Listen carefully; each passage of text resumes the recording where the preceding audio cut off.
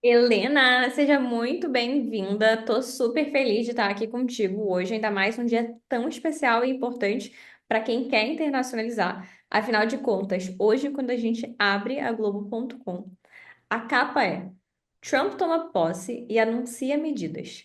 Expulsar imigrantes, taxar países e acabar com censura. Ou seja, quem quer internacionalizar está diante de um momento bem crítico e tenso. Então, eu te convidei para a gente conseguir falar sobre o que que a gente consegue esperar nesse momento meio caótico e turbulento em relação à internacionalização de carreiras. E fica à vontade para se apresentar aqui para o pessoal te conhecer também. Obrigada, Bia. Muito obrigada pelo convite. Estou muito feliz de estar aqui conversando um pouquinho sobre geopolítica, tretas, caos, vistos, internacionalização de carreira, esse mix. Para me apresentar super rapidão, eu sou a professora Helena Xerém.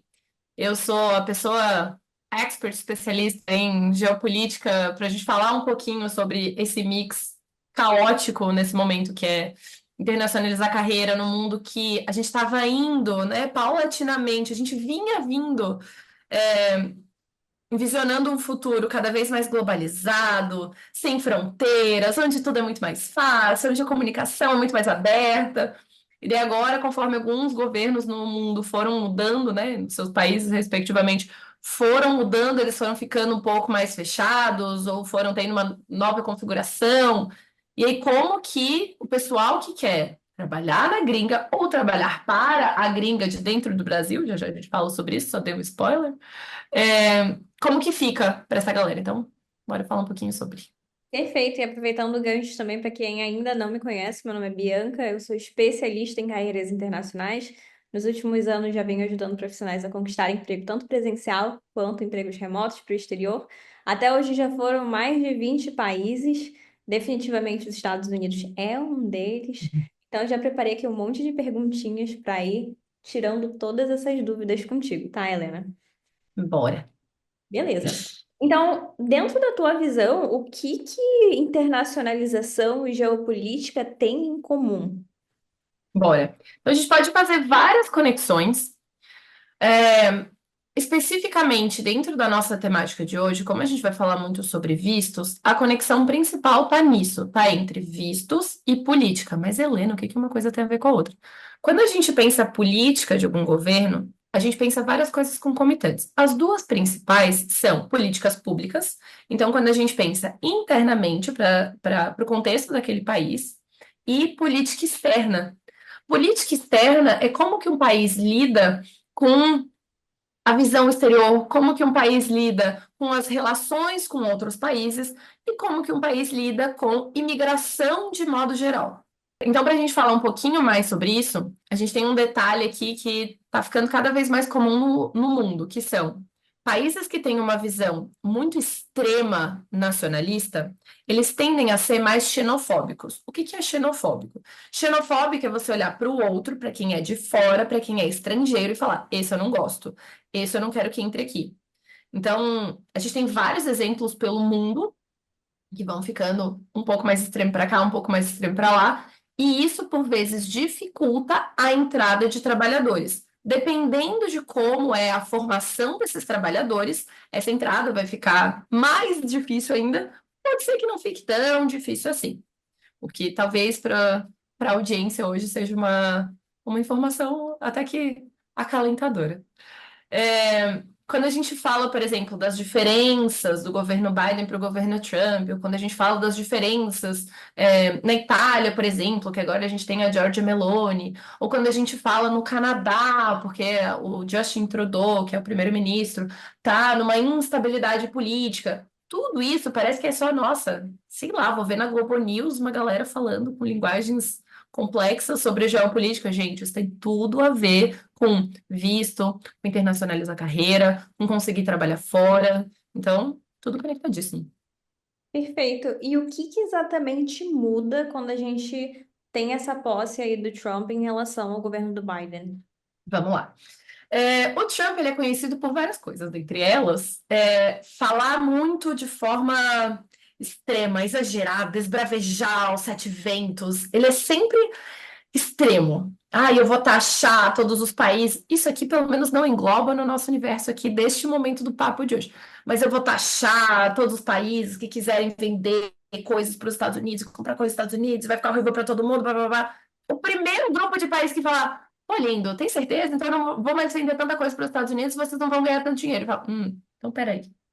Então, muito do que a gente vai falar hoje é com base no que se projeta que vai acontecer. Mas é muito importante a gente lembrar que bola de cristal às vezes não funciona também, tão bem. Às vezes ela pode não estar tão bem polida. Então pode ser que coisa ou outra aqui do que ele falou não venha efetivamente a acontecer dessa forma. Mas de modo geral, como a gente tem o outro term dele, o outro governo que ele teve anteriormente, aí fica um pouco mais fácil para a gente ter essa experiência e já saber com quem está lidando. Perfeito. E quando tu olha para esse último governo dele, e todas as promessas que ele está fazendo agora, o que que a gente consegue se basear ou entender? Até aqui ele consegue ir, até aqui ele já está exagerando, ou isso daqui já está encaminhado para acontecer mesmo? Quais são essas expectativas que a gente pode ter, apesar de não ter uma bola de cristal que nos diga exatamente todos os fatos, né? Bora lá. Então, o Trump, ele é aquilo que eu falava um pouquinho antes, ele é muito nacionalista. Então, ele é muito Estados Unidos para estadunidenses, ou América para americanos, mas, né, focado só nos Estados Unidos. Então, ele tem o discurso do MAGA, então é algo muito focado para dentro. Ele já falou, nossa, o primeiro dia, eu tô só para ver esse desenvolvimento, o primeiro dia que eu entrar no Salão Oval, eu já vou resolver a guerra entre Rússia e Ucrânia. Então, assim, né, mas vamos ver. Então, ele é muito. Não vou ligar tanto para o que tem de fora, até porque eu não me importo tanto com o que está acontecendo lá fora, e eu quero colocar todo o dinheiro, empenho, investimentos, enfim, aqui para dentro. Disso, já tem algumas coisas que a gente pode esperar, porque aconteceram no governo anterior dele.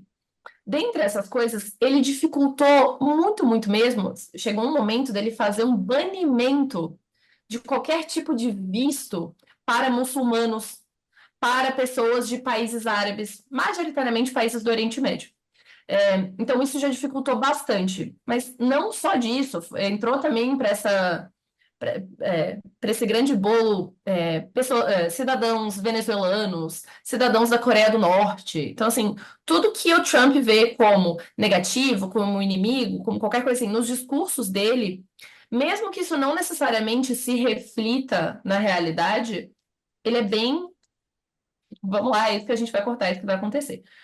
No caso brasileiro, a gente não teve nada diretamente Estados Unidos contra Brasil, especialmente quando a gente fala de vistos, de cidadãos. Então aqui já temos o primeiro momento que dá para dar ok, uma respirada de leve, poderia ser pior, tá tudo ok. Mas um segundo ponto, talvez, foi que o Trump ele não é muito pró, ele não é muito a favor de grandes programas de proteção, programas humanitários, ai, proteger cidadãos do restante do mundo que possam estar sofrendo. O restante do mundo se vira com eles. Quem vai se importar com essa galera vai ser lá fora, não vai ser aqui dentro dos Estados Unidos. O que, de novo, é uma coisa que a gente pode debater. Nossa, é infindável esse debate quando a gente fala de relações internacionais, de geopolítica, mas quando a gente fala de internacionalização de carreira, para nós não vai ser tão relevante assim esse ponto específico. Então, quem é que vão ser os imigrantes mais afetados e os brasileiros, eles estão entre esses imigrantes mais afetados ou não, quando a gente fala sobre empregabilidade? Aqui a gente pode separar em duas categorias diferentes.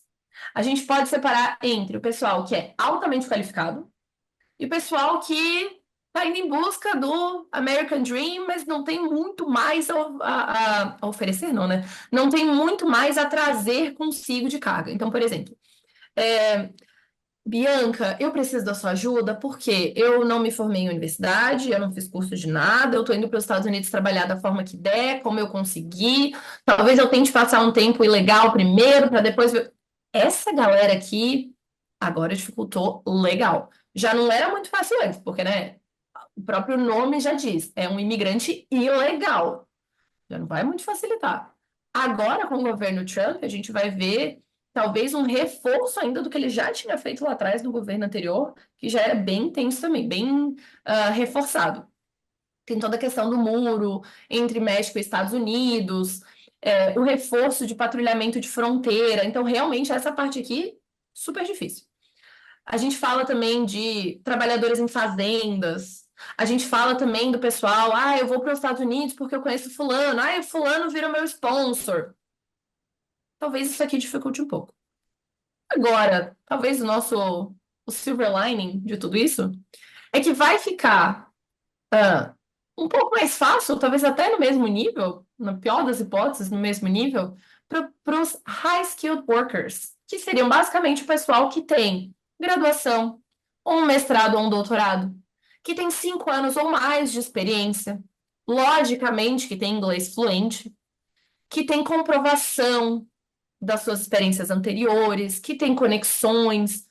Então, para essa galera aqui, essa mudança de governo não vai afetar, pelo menos num primeiro momento, não vai afetar nem de longe com a mesma intensidade do que os demais tipos de vistos, vamos dizer assim.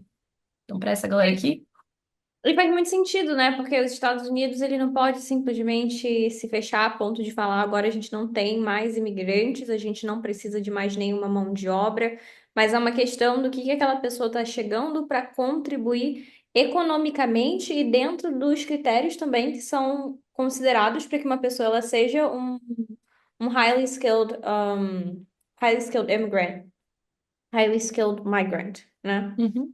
É, E aí, dentro desse contexto, também entra um outro ponto que eu acho que vale super a gente falar também, que é justamente a relação que existe das pessoas que precisam ir para lá, ou que querem ir para lá para morar lá, mas também os profissionais que eles querem, de fato, trabalhar remotamente para o exterior. E qual é a tua visão sobre isso também, Helena? Então, aqui a gente entra em dois cenários potenciais muito legais. Um deles, que ainda não existe efetivamente nos Estados Unidos, mas já existem vários outros países do mundo, e a gente não visiona, né? Ou espera, torce, para que num futuro tenha nos Estados Unidos também, que é o visto, perdão, de nômade digital, que é nosso Digital Nomad Visa. Esse visto, o que que ele é? É basicamente você pode trabalhar para uma empresa do seu próprio país, de um outro país, da Lua, de onde quer que seja. E dependendo de qual país você está tentando entrar, você pode trabalhar completamente separado. Então, por exemplo, eu posso trabalhar para uma empresa brasileira, ou eu, Helena, brasileira, posso trabalhar para uma empresa chilena, me aplicar para um visto de nômade digital na França e ficar lá trabalhando remotamente para o Chile. Então, a gente consegue ainda fazer muitas dessas conexões bem globalizadas, bem abertas, bem legaisudas pelo mundo. Isso é muito possível. A última vez que eu olhei a lista de países com esse visto efetivamente, e ele é um visto, ele é bem específico, ele não é, eu tô aqui fazendo qualquer coisa, eu consigo liberação. Ele é bem específico, exige você ter vínculo com empresas, tarará. Mas a última vez que eu olhei essa lista, tinha uns 50 e poucos países. Então, hoje em dia, esse rol de possibilidades, ele é enorme já. Então, putz, talvez não funcione trabalhar nos Estados Unidos, cara, você tem muitas outras opções. Então, a variação que a gente tem aqui é muito mais sobre o que você tem de habilidades e encontrar um cantinho do mundo onde essas habilidades estejam em falta, estejam em escassez, um país que precise de mais trabalhadores com esse conjunto de habilidades ou dessa dada profissão, dessa dada carreira, se encaixar lá, ou se encaixar pelo menos numa empresa de lá. Pode você falar, mas eu queria, não era bem esse país que eu queria estar. Tudo bem. Você tenta o visto de nômade digital e vai para um terceiro país. Então, as possibilidades aqui são infindáveis. É engraçado quando tu fala sobre isso, né? Porque muitas vezes a pessoa que ela tá se familiarizando com todo esse universo do trabalho remoto, ela não entende que também trabalhar remotamente não quer dizer que tipo, consegui um trabalho remoto, agora eu estou livre, leve e solta. Porque existem também diferentes formatos de trabalho remoto. Então, existem os trabalhos remotos que você vai precisar estar dentro daquele país. Isso acontece, por exemplo, de profissionais que eles são contratados pela CLT e que eles podem trabalhar remotamente no Brasil, mas que por vezes, dependendo das políticas daquela empresa ou até dos benefícios que a pessoa tem, ela não vai ter cobertura do plano de saúde dela se ela estiver trabalhando lá na França ou seja lá onde for. Então, vai existir uma restrição também dentro da política dessa empresa que faz com que ela só possa trabalhar remotamente do Brasil. Esse é um cenário. O mesmo acontece para os Estados Unidos. Existem empregos que são empregos remotos nos Estados Unidos que só podem ser feitos se você tiver o teu visto de trabalho dos Estados Unidos, se você morar nos Estados Unidos. Existe esse tipo de separação. Existe também o trabalho remoto, aqui eu já vou para um segundo pilar, que é um trabalho remoto muito mais baseado em fuso horário, em região. E aí é quando o trabalho remoto da pessoa que está no Brasil, prestando um serviço, fazendo o trabalho dela remotamente para os Estados Unidos, mas onde o fuso horário é muito próximo, ele se torna um trabalho remoto extremamente favorável. Afinal de contas, a empresa ela vai estar te pagando em outra moeda. Também é necessário que você tenha uma boa qualificação para fazer isso, tá? Deixando claro aqui que não é porque você não está morando no país que a tua qualificação tem que ser menor, não negativo.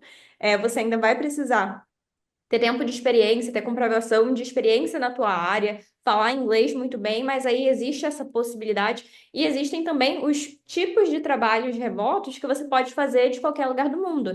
E aí entra muito mais no exemplo que tu estava dando, né? Sou uma brasileira, estou fazendo trabalho para uma empresa no Chile e quero morar na França. Beleza, um remoto worldwide, que você pode estar de qualquer lugar do mundo, vai funcionar super bem, porque o modelo de negócios dessa empresa vai te possibilitar fazer esse tipo de combinação que a Helena está dando aqui como exemplo. E aí, o que que a gente entende que é necessário quando você quer ter uma carreira internacional, mas não necessariamente se mudar para outro país e estar aqui do Brasil prestando esse serviço? É fundamental que você tenha inglês, é fundamental que você tenha aí pelo menos 5 anos de experiência, é fundamental que você consiga chegar numa entrevista e vender a tua história. Por isso que no fim do dia, esse processo de internacionalização, ele é muito individual, né? Ele é um reflexo da tua carreira, dos teus objetivos e de onde a gente consegue encontrar essa melhor combinação de todas essas caixinhas e fatores que influenciam no processo dar certo de fato. Completo, completo. É muito fácil hoje em dia, a gente já foi mais fácil, né, logo depois da pandemia, mas ainda assim é razoavelmente fácil hoje em dia a gente encontrar trabalhos remotos. E isso que você falou, Bia, de conseguir um trabalho remoto de outro país, que a moeda é vezes 5, vezes 6, vezes 7 e que está num fuso próximo ao nosso, super sumo. Então, nossa, é super difícil eu conseguir visto para os Estados Unidos. Eu não sei se eu vou conseguir. O que é o oposto do que eu falei agora há pouco. Não vai dificultar tanto, pelo menos pelas previsões que a gente tem, né? Não vai dificultar tanto assim para os trabalhadores altamente qualificados. Beleza. Pessoal que tem mestrado ou doutorado, ou pelo menos 5 anos de experiência, para essa galera não vai ficar tão difícil assim. Ainda assim, se você, putz, eu acho que eu não quero nem passar pelo processo porque vai ser muito desgastante. Tudo bem. Aí você faz o quê? Você procura, ou você vai em busca de processos seletivos para empresas nos Estados Unidos, ou às vezes até empresas gringas de outros lugares do mundo também pagam em dólar, dependendo de onde você estiver, né? De onde elas estiverem. Você continuar morando no Brasil, gente, xodó demais. Então, é Vai que aquela não diferença. tenha. É aquela escolha, eu quero viver a experiência em outro país, estar efetivamente em outro país, mudar meu contexto, ouvir um outro idioma o dia inteiro, é uma coisa.